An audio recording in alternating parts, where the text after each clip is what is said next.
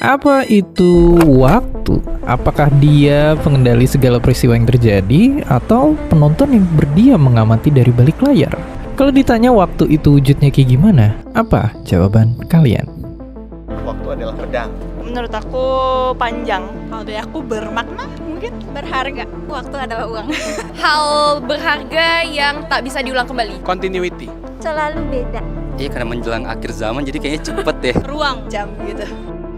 Jadi menurut kakak kira-kira gimana sih bentuk waktu tuh? Oke, kalau menurut aku bentuk waktu tuh balok. Karena dia selalu, kan kita nggak bisa memutar waktu ya, jadi selalu maju ke depan. Tapi ada event-event tertentu yang kita bisa mengkelompokkan, kayak misalnya, oh ini waktu aku SMP, waktu aku SMA, waktu aku kuliah. Jadi aku ngebayanginnya waktu itu balok sih. Oke. Sudah. Kalau menurut saya, ini Kenapa tuh? waktu itu kan ibarat ini kita nggak bisa balik ke masa lalu gitu ya. Saya kasih tanda silang. Iya, betul.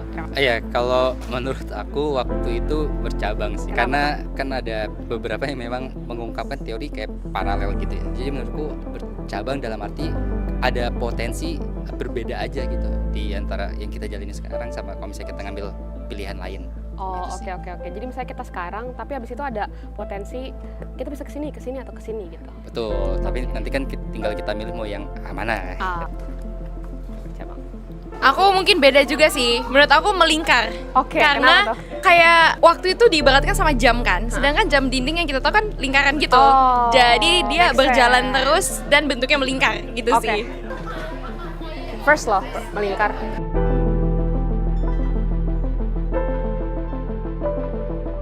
Ya, mungkin sebenarnya kita nggak benar-benar tahu soal waktu, sesuatu yang udah jadi misteri besar bagi banyak ilmuwan dan pemikir selama ribuan tahun. Soalnya, kenyataannya tuh sering nggak sesimpel kelihatannya. Bumi yang terlihat datar ternyata bulat. Matahari kelihatan berputar di langit, tapi ternyata kita yang bergerak. Dan mungkin waktu juga nggak kayak yang kita kira. Mungkin kita semua selama ini salah paham soal waktu.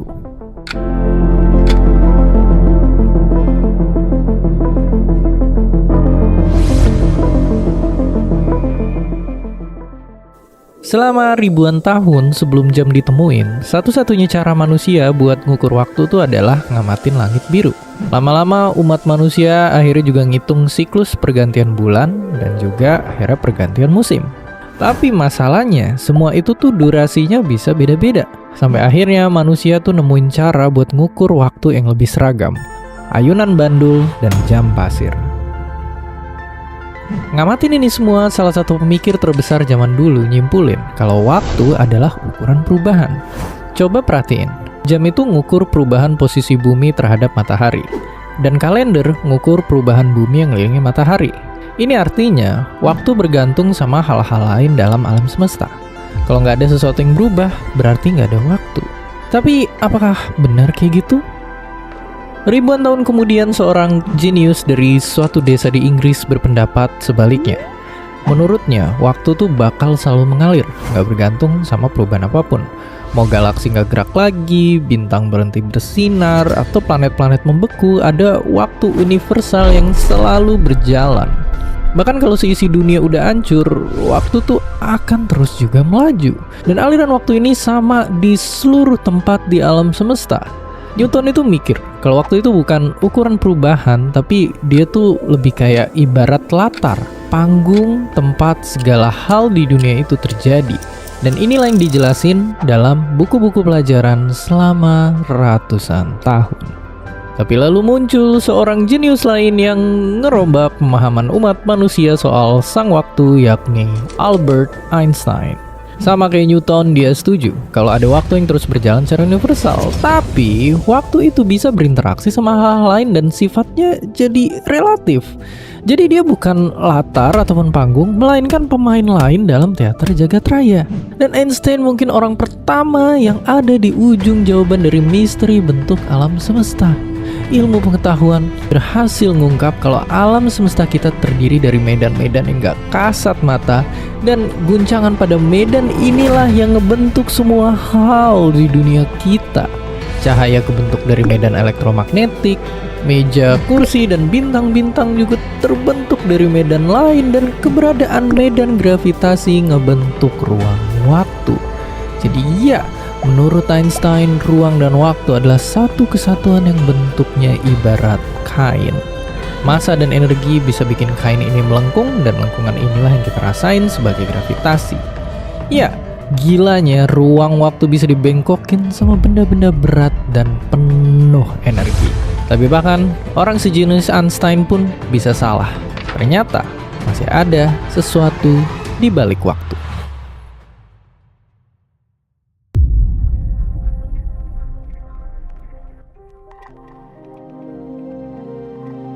Mungkin kita pernah berharap bisa bikin waktu membeku, bergerak lebih cepat, atau bahkan bisa diulang. Tapi nyatanya dalam kehidupan sehari-hari waktu berjalan tanpa henti, tanpa peduli sama perasaan kita. Abad segini misalnya umat manusia nemuin alam semesta super kecil yang tersembunyi di balik atom, yakni dunia fisika kuantum. Dan di alam semesta sekecil ini segala sesuatu jadi aneh dan gak masuk akal, termasuk waktu. Maka di sini kita nggak bisa lagi ngitung waktu dalam ukuran menit, detik, atau bahkan milidetik. Kita harus turun ke ukuran terkecil waktu. Ya, kayak partikel dan cahaya yang bisa dalam tanda kutip terus-menerus dibelah jadi paket-paket terkecilnya. Waktu itu juga punya satuan dasar yang nggak bisa dibagi lagi. Kalau kita zoom terus, garis waktu sebenarnya terdiri dari titik yang super kecil dengan jeda yang super sempit. Mirip kayak gambar di layar yang terlihat mulus, tapi nyatanya berupa sekumpulan piksel. Dan disinilah kita nemuin satu kesimpulan gak masuk akal. Ternyata waktu itu berbentuk balok, dan potongan balok terkecilnya bernama waktu Planck. Oke, sekarang coba kedipin mata kalian di waktu sesingkat itu. Waktu Planck yang terjadi itu udah lebih banyak dari semua bintang di galaksi kita. Dalam sedetik, jumlah waktu Planck yang terjadi jauh lebih besar dibanding semua detik yang udah berlalu sejak Big Bang. Kalau satu waktu Planck kita regangin sampai setara 1 detik, apakah kalian kebayang 1 detik benerannya setara apa? Bukan 1000 tahun, bukan 1 miliar tahun, tapi ibarat waktu yang dilewatin alam semesta dari Big Bang sampai sekarang diulang sebanyak puluhan ribu miliar triliun kali. Ya, dari kacamata waktu Planck yang sangat kecil, raksasa bernama 1 detik itu adalah gabungan dari masa depan dan masa lalu yang tak terhitung banyaknya. Tapi dari sini muncul satu misteri yang sebelumnya nggak pernah kepikiran buat kita pertanyakan, yakni apa itu masa lalu dan juga apa itu masa depan sebenarnya.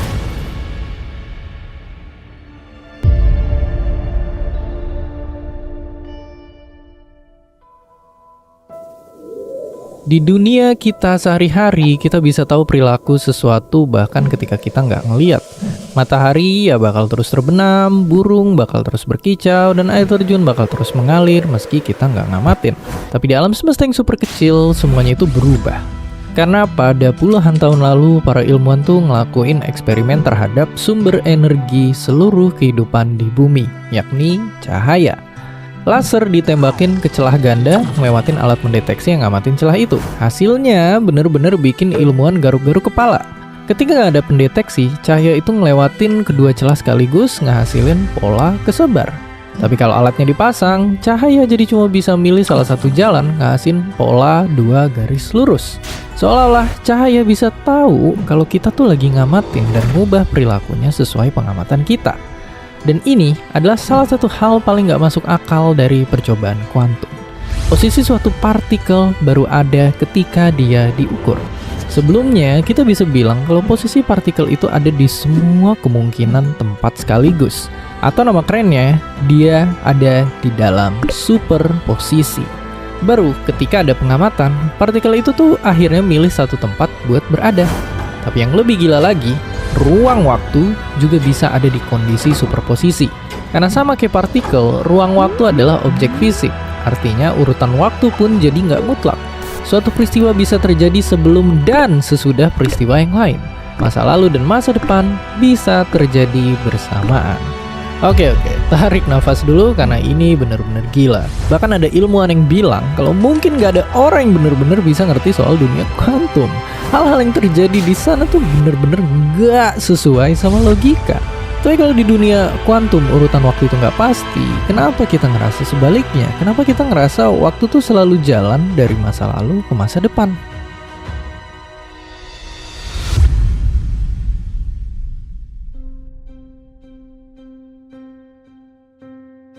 Kita mungkin bisa tahu waktu berjalan maju karena ada hal-hal yang kita tuh nggak bisa ulang. Telur yang dimasak nggak bisa kembali mentah. Kayu yang terbakar akan jadi abu. Dan ya, kalau ada video yang aneh kayak gini, kita bakal tahu kalau dia tuh diputar balik. Dan dalam sains, ini tuh bernama entropi. Ukuran seberapa acak suatu sistem. Dan selama ratusan tahun kita percaya kalau alam semesta tuh dimulai dari entropi yang sangat rendah alias sangat teratur. Dan makin lama, dunia itu jadi makin acak. Entropinya itu dibilang makin tinggi. Tapi pertanyaannya, kenapa? Sekarang coba kita lihat air yang direbus, entropinya meningkat. Makin panas, unsur-unsur airnya bergerak makin cepat dan makin acak. Proses pemanasan ini ibarat kita lagi mengocok tumpukan kartu jadi makin acak. Tapi susunan kartu yang teratur cuma satu dari banyaknya kemungkinan lain yang sama uniknya. Jadi mungkin apa yang kita sebut sebagai acak dan teratur itu sebenarnya nggak benar-benar ada di dunia nyata. Ukuran ini muncul karena keterbatasan penglihatan kita. Kita tuh nggak bisa ngelihat dunia di antara atom-atom dengan mata telanjang. Kalau kita bisa lihat semua perilaku dan gerakan semua unsur yang ada, ukuran keteraturan itu bakal lenyap. Nggak ada lagi entropi. Perbedaan antara yang acak dan yang teratur, sebab dan akibat, masa lalu dan masa depan menghilang. Ya, aliran waktu yang kita rasakan mungkin muncul karena kita cuma bisa ngelihat sebagian kecil dari alam semesta. Mungkin kita bisa bilang kalau waktu muncul dari ketidaktahuan kita. Dan bisa jadi ini juga dipengaruhi sama persepsi kita. Cara otak ngeproses informasi, kejadian direkam sebagai memori, pola yang ada dikenali, dan masa depan diprediksi. Dan waktu pun jadi terasa melaju satu arah. Mungkin sebenarnya manusialah yang pada akhirnya menciptakan waktu.